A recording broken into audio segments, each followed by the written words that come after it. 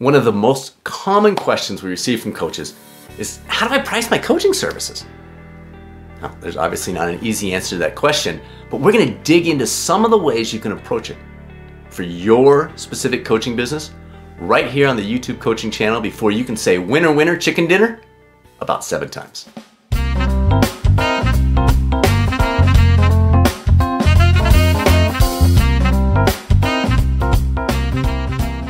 There's an old saying that applies to both business and life. No margin, no mission. I'm Dr. Bradford Cooper of the Catalyst Coaching Institute, and today we're going to provide some food for thought regarding one of the most common questions we receive from coaches running their own business. How do I price my coaching services? Let's go back to that old saying. The vast majority of you, most coaches, that you don't pursue this route for the money. You do it to make a difference, to have a lasting impact on the lives of your clients and your community. However, your mortgage company, grocery store, and others in your life, they don't give you a discount for being awesome. So if you set your price too low, your financial margin will disappear and you won't be able to continue your coaching business. No margin, no mission. At the same time, if you price your services too high, your potential clients, well, they'll just go elsewhere. So what is the right answer when it comes to pricing? There's not a right answer for everyone. Each of us is unique. Different levels of experience, specialty areas, histories, networks, and much more. However, there are some ways and you can dial in the right answer for your specific situation. So let's talk about that. Number 1, take a look around at what other related services are charging in your area. Now I mentioned in your area because prices in San Diego, California are likely very different than they are in Pierre, South Dakota. You're looking for the cost of things like one-on-one Pilates sessions, one-on-one personal training, massage therapy, self-pay physical therapy treatment, and other related health and wellness services. That'll give you a baseline from which you can start in terms of your starting point. Next, consider how you could maybe create 3 tiers or packages of services for your clients. Maybe you call them bronze, silver, and gold levels. Perhaps the bronze level offers an entry-level option with less coaching, but a low-cost way for someone to get started who's on the fence. The silver is what most of your clients will likely use in terms of coaching frequency and supplementary services like group challenges, library of resources, that kind of thing. Your gold package then basically offers the kitchen sink. More coaching, more communication for those clients who are willing to pay for it.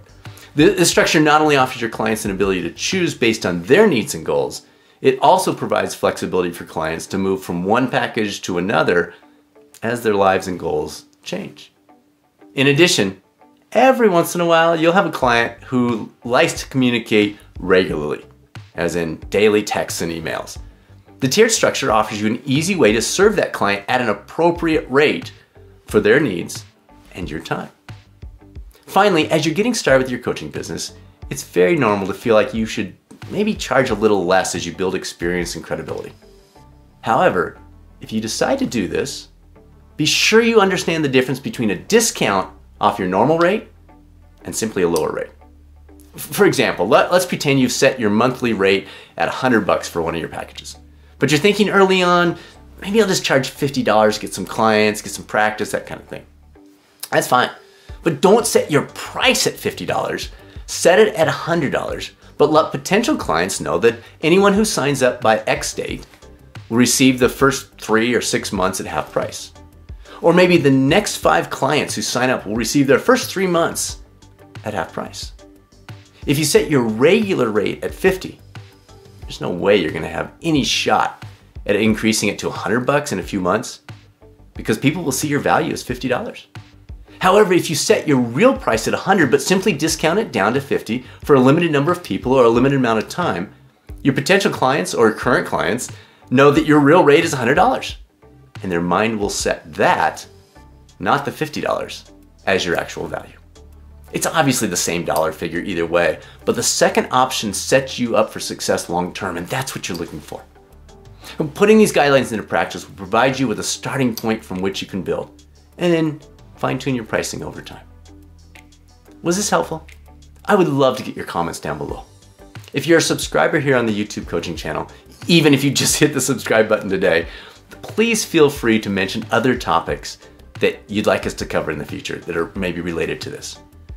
By the way, if you are new to the coaching channel, we have several other videos related to this idea of the business of coaching available in the library, if that's an area of interest to you.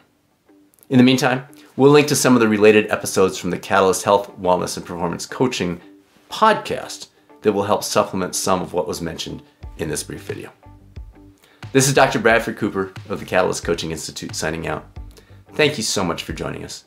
I'll look forward to speaking with you very soon, hopefully here on another feature on the YouTube coaching channel, or maybe over at the Catalyst Health, Wellness, and Performance Coaching podcast. Thanks, everyone.